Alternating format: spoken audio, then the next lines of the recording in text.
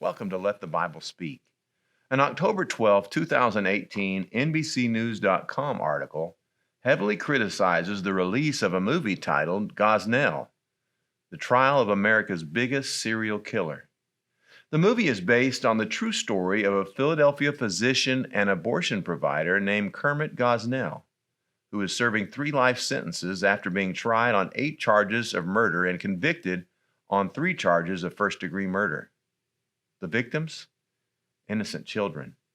The article concedes there is no doubt that Gosnell broke the law or that he performed some abortions past the legal gestational age in Pennsylvania. It is a fact that, either through lack of training, lack of morality, or both, he illegally induced live births in his patients, and once those fetuses were delivered, stabbed the fetuses with scissors in the backs of the skulls if they were still showing signs of life. The author of the article, Robin Marty, complained that there is also no comparison between what he did and what a legitimate, trained abortion provider does. More recently, the governor for the state of Virginia, Ralph Northam, caused an uproar when discussing the implementation of a late-term abortion bill. A January 31, 2019 BBC.com article reports, under current Virginia law, third trimester abortions are only permitted if the risk to the mother's life is substantial and irremediable, language that Democrats wanted removed. The Democratic bill sought to allow for late-term abortions if the mother's physical or mental safety were at risk. The procedure would also have required sign-off by only 1 doctor, rather than the 3 required under existing law. Virginia's Democratic governor, Ralph Northam, defended the bill in an interview to radio station WTOP. The pediatric neurologist said the measure allowed termination in cases where there may be severe deformities or when there is a fetus that's not viable outside the womb. So, in this particular example, he said, if a mother's in labor, I can tell you exactly what would happen, he told WTOP's Ask the Governor program Wednesday. The infant would be delivered, the infant would be kept comfortable, the infant would be resuscitated, if that's what the mother and the family desired. And then a discussion would ensue between the physician and the mother. What is the Christian to make of all this? Is this merely a subjective political issue? What does the Bible say? Stay with us for our message, Don't Despise the Little Ones, after our song. It was a day like any other. The sun was on the rise. The Roman soldiers silently guarded. But soon they'd been there all night.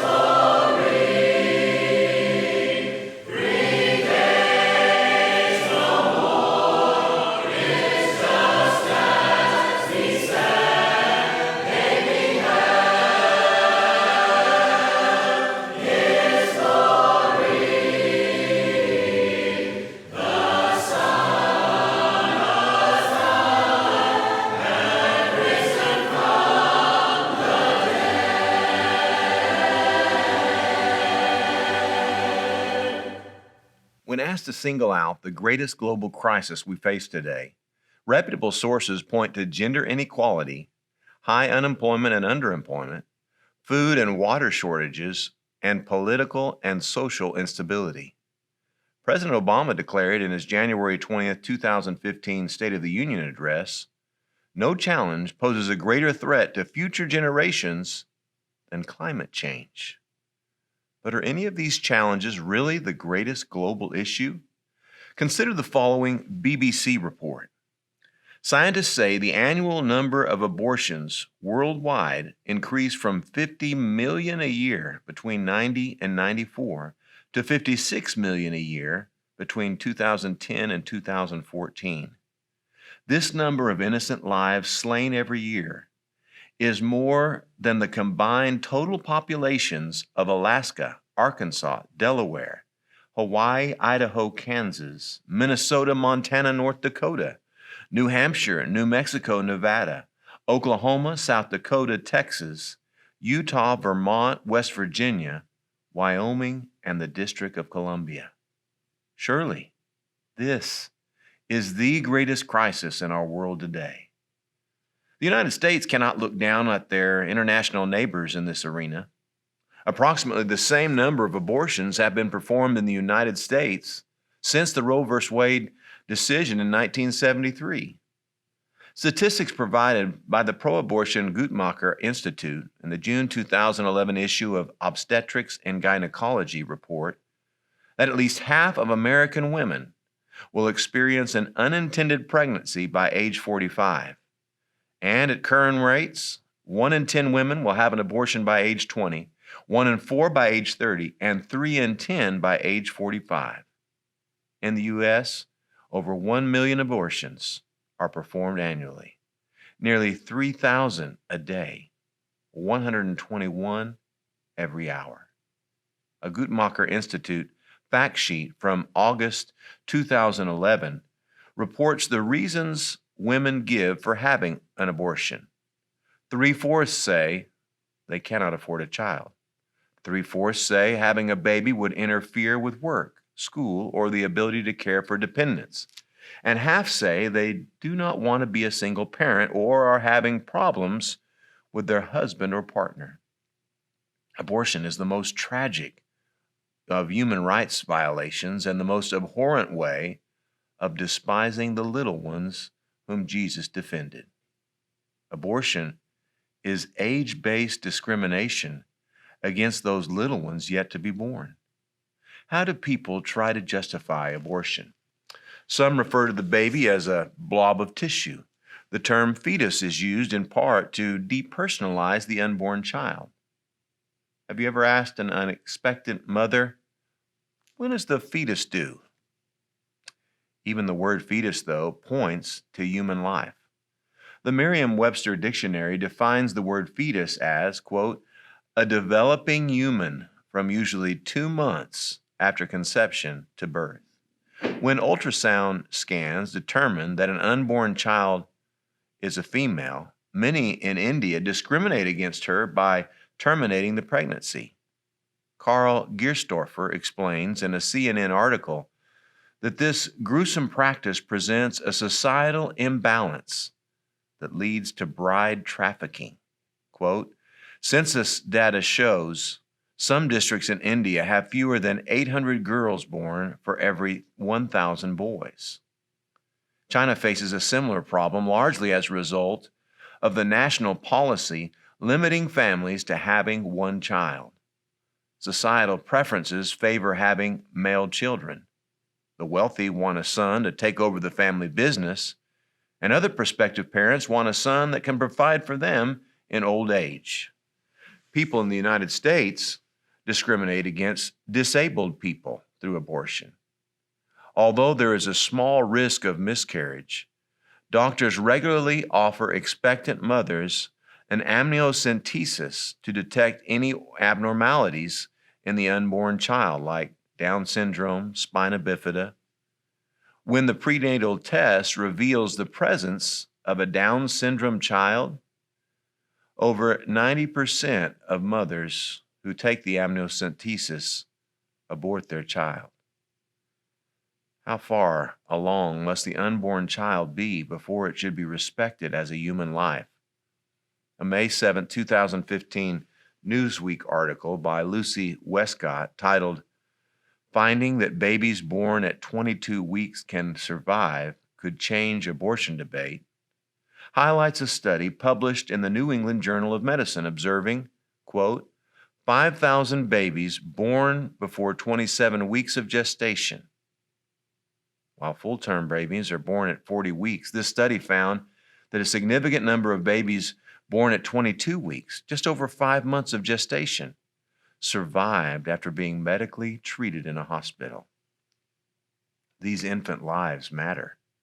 At 25 days, before the mother knows she's pregnant, the baby's heart is beating. At 30 days, the baby has a brain of unmistakable human proportion. Eyes, ears, mouth, kidneys, liver, and blood pumping that is often a different blood type than his mother. Can a fetus with a different blood type than its mother be considered just a part of her body? At 45 days, the baby has measurable brain waves. One is declared dead when his heart stops beating, and he has no brain activity.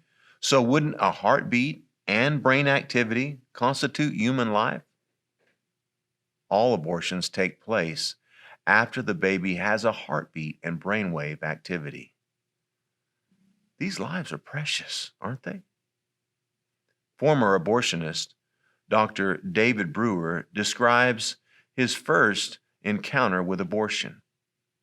I opened the sock up and put it on the towel, and there were parts in there of a person. I'd taken anatomy. I was a medical student. I knew what I was looking at. There was a little scapula, and there was an arm.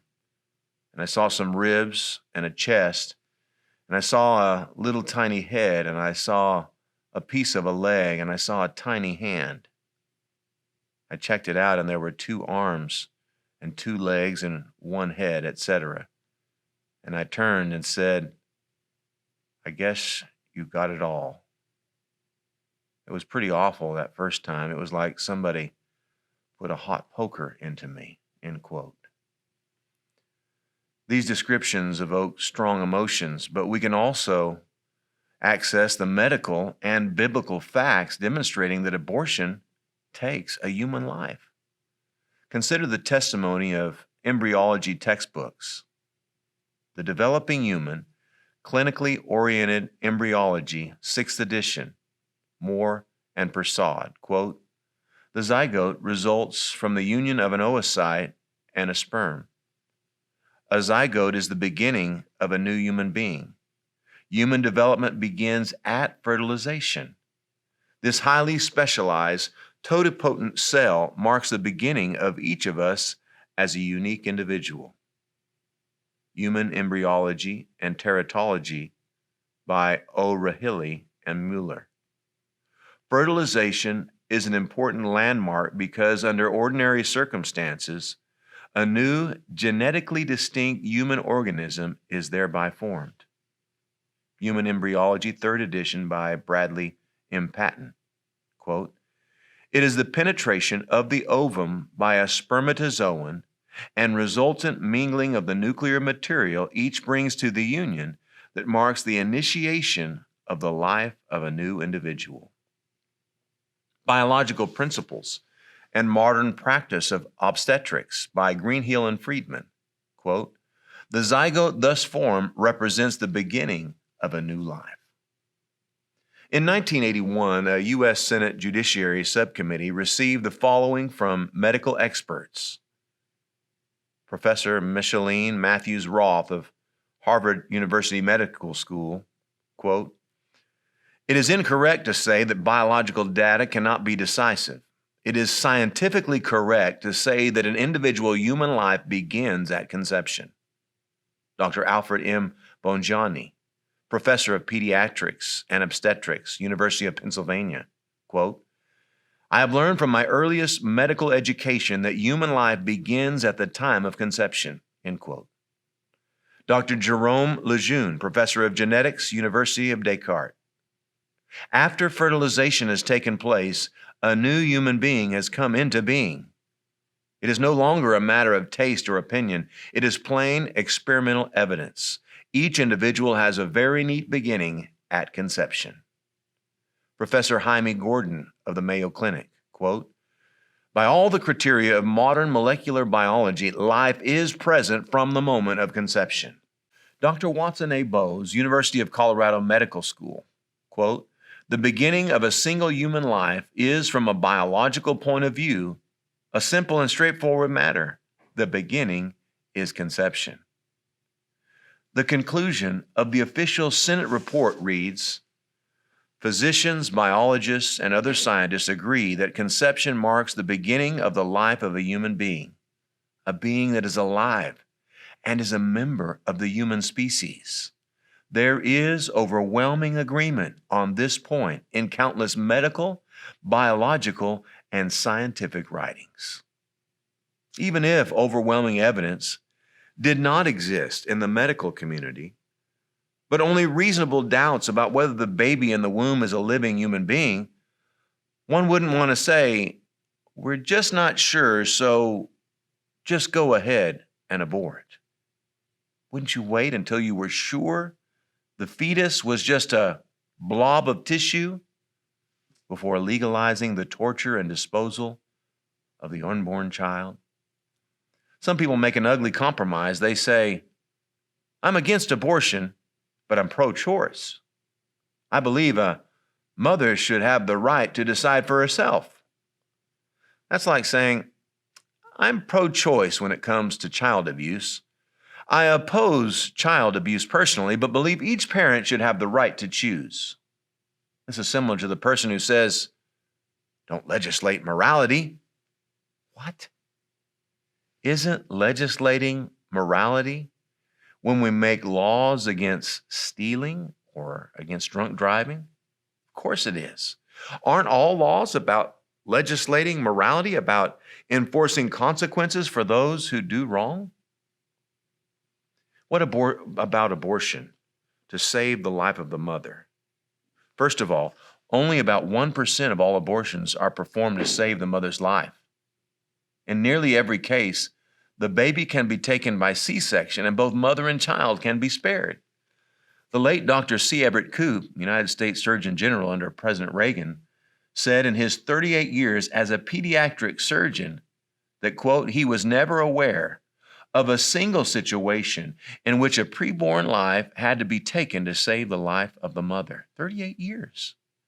The late Dr. Alan Guttmacher of Planned Parenthood, the leading provider of surgical abortions in the U.S., acknowledged, quote, "Today it is possible for almost any parent to be brought through pregnancy alive, unless she suffers from a fetal illness such as cancer or leukemia, and if so, abortion would be unlikely to prolong, much less save, life." What about abortion after a horrible experience of rape or incest? When a woman endures such a painful experience, it rightfully generates deep sympathy for the victim. But do the physical, mental, and emotional wounds associated with rape or incest justify the terminating of the resulting pregnancy? First of all, understand that the Guttmacher Institute says just over 1% of all abortions are due to rape or incest. In addressing whether it is right to abort a child conceived through rape or incest, Gregory Kukul says in his book Tactics, "Let me see if I understand. Let's just say I had a 2-year-old child standing next to me who had been conceived as a result of incest. On your view, it seems, I should have the liberty to kill her. Is that right? Violence against the mother does not justify violence against the baby. There is no death penalty even for rapists themselves. No adverse circumstances for one human changes the nature and worth of another human." It would be tragic if all abortions were obtained by unbelievers, but 37% of women obtaining abortions identify themselves as Protestant. 22% identify themselves as Catholic. Those claiming to be Christians should be especially repulsed. Solomon lists hands that shed innocent blood among the 7 abominations of Proverbs 6:16 through 19. We shudder at Manasseh, who filled Jerusalem with innocent blood, 2 Kings 24, verse 3 and 4, and the Holocaust in Jeremiah 7:31 and 32, where God says the people, as an offering to false gods, burned their sons and their daughters in the fire, which I did not command, nor did it come into my heart. We recoil when we read of Pharaoh ordering every newborn Hebrew male to be thrown into the river, Exodus 1, or when we read of Herod putting a hit on baby Jesus. Herod ordered the massacre of all male children in Bethlehem and in all its districts from 2 years old and under, Matthew 1:16 through 18. But when you compare the number Herod and Pharaoh killed or contemplated killing, they're small potatoes compared to the United States. Does the Bible declare life starting well before birth? Yes. Quote, "Did not he who made me in the womb make them? Did not the same one form us both within our mothers?" Job 31:15. Jeremiah 1, verse 5. "The word of the Lord came to me, saying, Before you were born, I set you apart." The Bible speaks of John the Baptist before he was born toward the end of the 2nd trimester. Quote, "For indeed, as soon as the voice of your greeting sounded in my ears, the babe leaped in my womb for joy." Luke 1:44. The Greek word here for baby, brephos, is the same word used to describe baby Jesus after he was born, Luke 2, verse 12. The babies brought to Jesus for his blessing, Luke 18, verse 15 through 17. And newborn babies killed by Pharaoh, Acts 7:19. Brephos. Jesus rebuked, "You are of your father, the devil. He was a murderer from the beginning," John 8:44. Satan, we know, hates children as much as Jesus loves them. This morning, where do you fall on the continuum with Jesus on the loving children end and the devil on the hating children end? Are you neutral? Unsure? Somewhere in the middle? You know, once the sanctity of life is rejected, there's no limit to the depths of depravity to which man may descend. When we ponder this issue, may we remember the words of Jesus, "Take heed that you do not despise one of these little ones, for I say to you that in heaven their angels always see the face of my Father who is in heaven." Matthew 18, verse 10. Stay with us while we share a few closing words on this topic.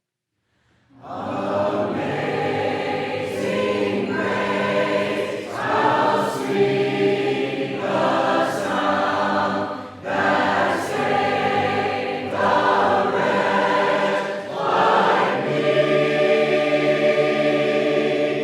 I once was lost, but now I'm found. Was blind, but now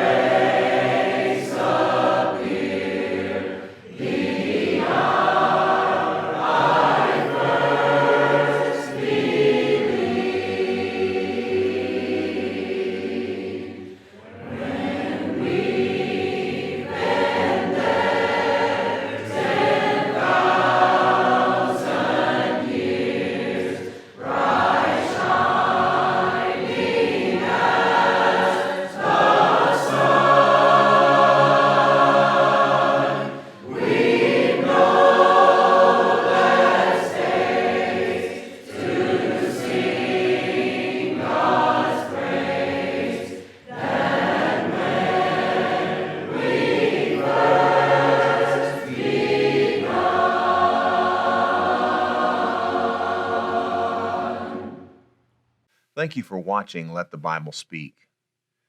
In a topic like this that we noticed today, I think it's important to remind you as our audience that no matter what sins or mistakes that we make, there is the joy of forgiveness when, as a Christian, we repent of our sin, we confess that sin and pray for forgiveness. And we receive that same forgiveness and that same joy of forgiveness when we're not a Christian, we make a mistake. All of our mistakes are washed away in the blood of the Lamb when we obey the gospel. You can contact us for a free copy of number 1189, Despise Not the Little Ones. You may also request our new Bible course at no charge. Gain rapid access to audio, videos, and transcripts through our new Let the Bible Speak app. Subscribe to our YouTube channel to watch the new sermon every week at your convenience.